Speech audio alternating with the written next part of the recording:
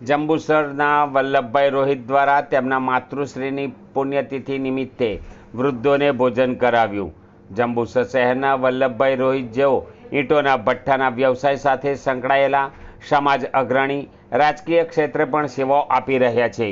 તેઓ માનવ સેવા હિ ધર્મની ઉક્તિને સાર્થક કરતા તેમની માતૃશ્રીની 10મી પુણ્યતિથિ હોય જંબુસર તાલુકાના મંગણાત ગામે આવેલ આનંદઘર વૃદ્ધાશ્રમમાં, જ્યાં નિરાધાર અને વૃદ્ધો રહે છે। ગતરોજ વલ્લભભાઈ રોહિત અને તેમનો પરિવાર મંગણાત આનંદઘર વૃદ્ધાશ્રમ ખાતે પહોંચી માતૃશ્રીની 10મી પુણ્યતિથિ હોય વૃદ્ધોને ભાવપૂર્વક ભોજન કરાવ્યું હતું અને વસ્ત્રદાન કરી સેવા કાર્ય કર્યું હતું। તેમના જણાવ્યા અનુસાર તેમની માતૃશ્રીની આત્માને શાંતિ મળે અને સમાજમાં સેવાભાવનો સંદેશ પહોંચે તે માટે આ કાર્ય કરાયું હતું। વલ્લભભાઈ રોહિત અને તેમના પરિવાર દ્વારા વડીલોને આદર સન્માનપૂર્વક જમાડી વસ્ત્રદાન કરતા વડીલોમાં અનેરો આનંદ જોવા મળ્યો હતો અને વડીલો દ્વારા વલ્લભભાઈ અને તેમના પરિવારને અંતરના આશીષ પાઠવ્યા હતા।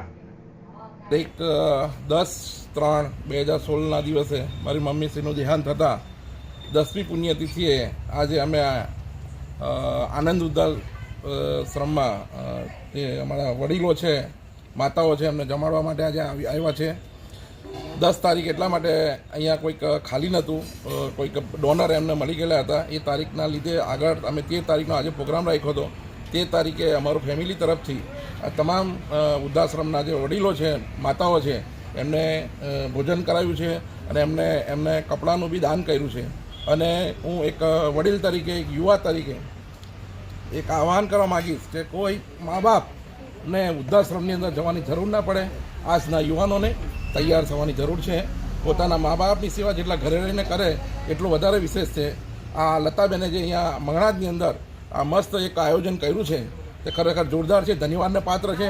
હું વંદન કરું છું લતાબેનની માતા પિતાને કે તેમને આવા આશીર્વાદ આપીને એક દીકરીએ અહીંયા જંબુસરના લોકલ લેવલ પર એક વૃદ્ધાશ્રમ તૈયાર કરીને જે લોકો મા બાપને તરછોડી દે છે, રસ્તા પર રજડતા કરી દે છે, ઘરમાં દીકરાઓ હોવા છતાં કેટલાના તો 3 દીકરા છે, 3 દીકરા હોવા છતાં પણ આજે વૃદ્ધાશ્રમમાં એમનો આશરો લેવો પડે છે। એવું આ ભવિષ્યમાં ના બને એટલા માટે અમે આજે આ મીડિયા દ્વારા હું કહેવા માગું છું કે નવયુવાનોએ ખાસ કરીને આ પહેલું પગથિયું ભરવાની જરૂર છે કે ભવિષ્યમાં પોતાના મા બાપ જેણે નાનપણથી મોટા કર્યા, જેણે આપણને સૂકામાં સુડાઈને લીલામાં સૂતા છે, જેમણે ભૂખ્યા રહીને આપણને ભોજન કરાવીને મોટા કર્યા હોય, ત્યારે જ્યારે મા બાપની ઉંમર થતી હોય, તે પૂરી થતી હોય, ત્યારે યુવાનોએ એમના મા બાપને સાચવવાની જવાબદારી હોય છે। એટલા માટે યુવાનોને અપીલ કરીશ કે કોઈ વૃદ્ધાશ્રમની અંદર માતા પિતા ના જાય। આજે અહીંયા કદાચ 16ની વસ્તી છે, પણ હું આશા નહીં રાખતો કે ભવિષ્યમાં 160 અહીંયા થાય। એટલા માટે હું આહ્વાન કરીશ કે પોતાના મા બાપને પોતે સાચવે। પોતાના મા બાપની અહમ ભૂમિકા હોય છે, જ્યારે એમને છોકરાને મોટા કરવાના હોય ત્યારે બહુ મોટી ભૂમિકા ભજવી હોય। એટલા માટે કોઈ વૃદ્ધાશ્રમમાં ભરાવો ના થાય એવી આશા રાખીશ।